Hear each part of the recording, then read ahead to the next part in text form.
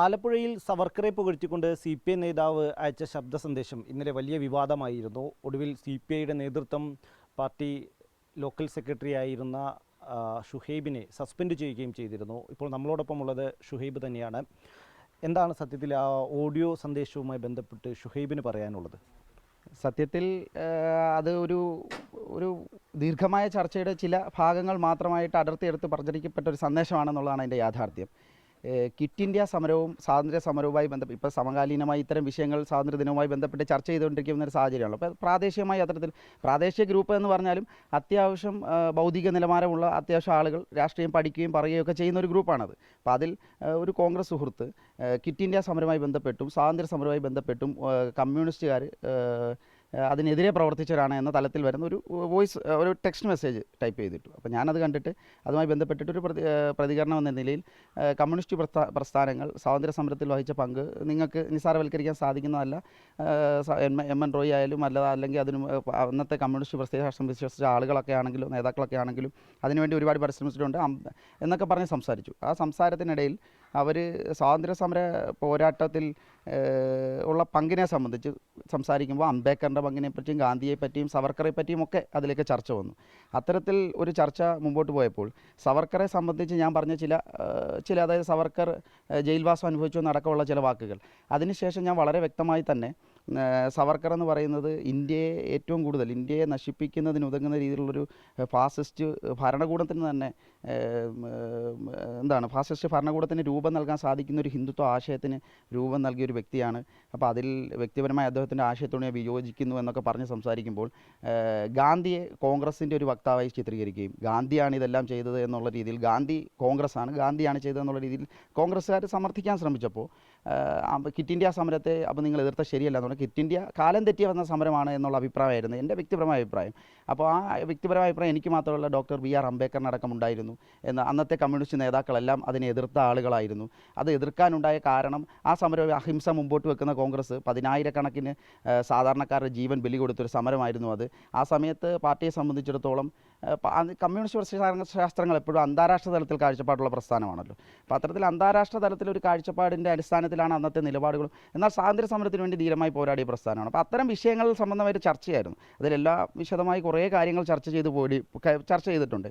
അപ്പോൾ അതിൽ നിന്ന് അടർത്തിയെത്ത വ്യക്തിപരമായി പറഞ്ഞാൽ ഇപ്പോൾ ഇന്നലെ കഴിഞ്ഞ ദിവസം കണ്ട വാർത്തകൾ കാണുമ്പോഴേ ഞാൻ രാവിലെ എഴുന്നേൽക്കുമ്പോൾ തന്നെ റിപ്പോർട്ടറിൽ അതിനുശേഷം അടുത്ത ചാനലിലൊക്കെ വളരെ ഇതായിട്ട് RSS അനുകൂല നിലപാട് എന്ന് എന്നെ സംബന്ധിച്ച് വ്യക്തിപരമായി ഞാനെന്ന് പറയുന്നത് എൻ്റെ പിതാവ് മരിച്ചിട്ട് ഇപ്പോൾ ഒരു 3 മാസമേ ഉള്ളൂ. അദ്ദേഹം ATUCയുടെ ഇവിടുത്തെ ഒരു പ്രാദേശിക നേതാവായിരുന്നു.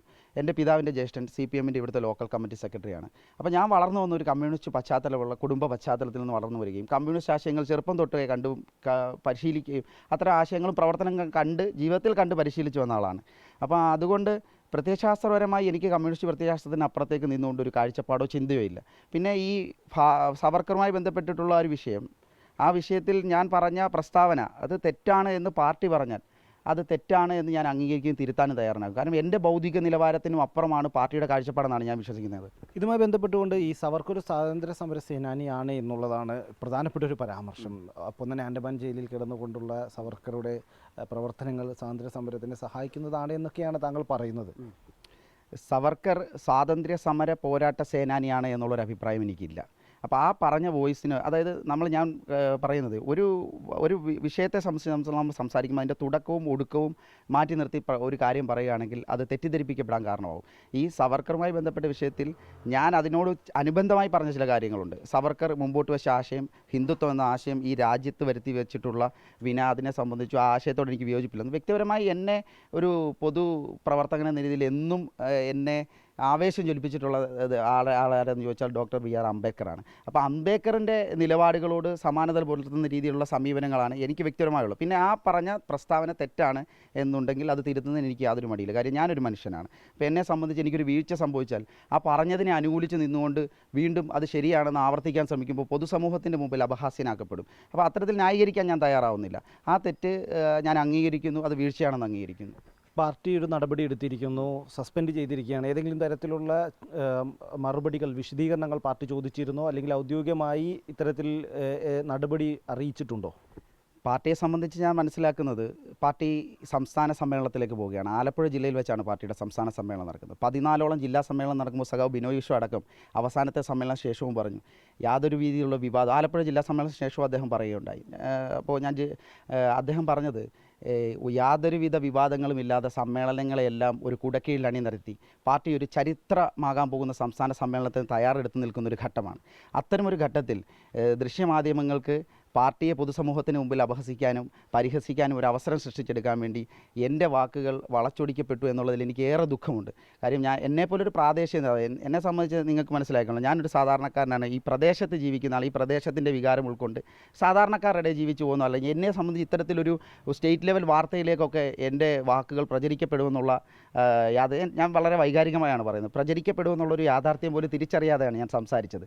അപ്പോൾ അതിൻ്റെ ഭാഗമായി പാർട്ടിക്കൊരു ദോഷം സംഭവിച്ചിട്ടുണ്ട് എന്നുള്ളതാണ് ഞാൻ മനസ്സിലാക്കുന്നത്. അപ്പോൾ എന്നിട്ടും ആ പാർട്ടിയിലെ എല്ലാ ഒരു മുക്കാൽ ഭാഗം നേതാക്കന്മാരും, ഞാൻ ആരുടെയും പേരെടുത്ത് പറയുന്നില്ല, ഒരു വിവാദത്തിന് വഴി തെളിക്കുന്നുമില്ല, എന്നെ വിളിക്കുകയും എന്നോട് എൻ്റെ ഈ ഇത്തരത്തിലൊരു സമീപനം എന്തിനെടുത്തു എന്ന് പറഞ്ഞാൽ ഇപ്പോൾ പേര് സൂചിപ്പിക്കുന്നുണ്ട് ഒരു വിവാദത്തിലേക്ക് പോകത്തില്ല എന്ന് പ്രതീക്ഷിക്കുന്നു. അപ്പം രാവിലെ തന്നെ ഈ വാർത്ത കണ്ടപ്പോൾ തന്നെ ടി ജുസ്മോൻ എന്നെ വിളിച്ചിരുന്നു. അദ്ദേഹം വിളിച്ച് വളരെ ശക്തമായി വിമർശിച്ചു. നീ എന്ത് പണിയാണ് കാണിച്ചത്, നിൻ്റെ കാഴ്ചപ്പാട് ഇതാണോ, നീ ഇങ്ങനെയാണോ പഠിച്ചിട്ടുള്ളത് എന്നൊക്കെ പറഞ്ഞ് എന്നെ ഷൗട്ട് ചെയ്തു. നീ ഒരു കമ്മ്യൂണിസ്റ്റുകാരനല്ലേ എന്ന് ചോദിച്ചു. അപ്പോൾ എനിക്ക് വാക്കുകളില്ല പറയാം, കാര്യം ഞാൻ ചാനൽ കാണുന്നില്ല, പറയാൻ വാക്കുകളില്ല. അപ്പോൾ ഞാനത് അങ്ങനെ പറഞ്ഞല്ല, ഇങ്ങനെ പറഞ്ഞല്ല.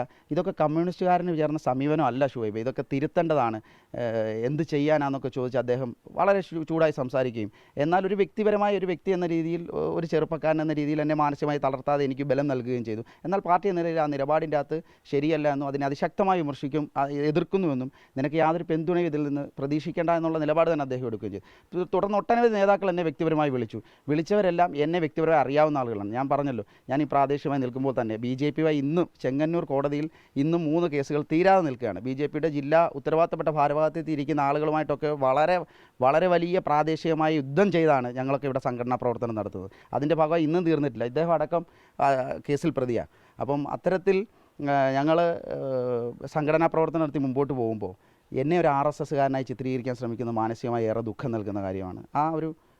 പാർട്ടി ഏതെങ്കിലും തരത്തിൽ വിശദീകരണം ചോദിച്ചാൽ വിശദീകരണം നൽകും. തീർച്ചയായിട്ടും പാർട്ടി എടുത്ത നടപടി അംഗീകരിക്കുന്നു. പാർട്ടിയുടെ നിലപാടിനെ പൂർണ്ണമായും അംഗീകരിക്കുന്നു, തിരുത്തി മുമ്പോട്ട് പോകും. എന്തായാലും ഈ സംഭവിച്ചതിനെക്കുറിച്ചാണ് ഷുഹൈബ് പറഞ്ഞത്. ഷുഹൈബിൻ്റെ വാക്കുകളിൽ വളച്ചൊടിച്ചു എന്നുള്ളതാണ് ഷുഹൈബ് പറഞ്ഞു വയ്ക്കുന്നത്. ഒപ്പം തന്നെ ഷുഹൈബ് പറഞ്ഞതും ഉദ്ദേശിച്ചതും ഇപ്പോൾ നിലവിൽ വരുന്ന തരത്തിലുള്ള ഒരു കാര്യങ്ങളല്ല എന്നുകൂടിയാണ് ഷുഹൈബ് പറഞ്ഞു വയ്ക്കുന്നത്.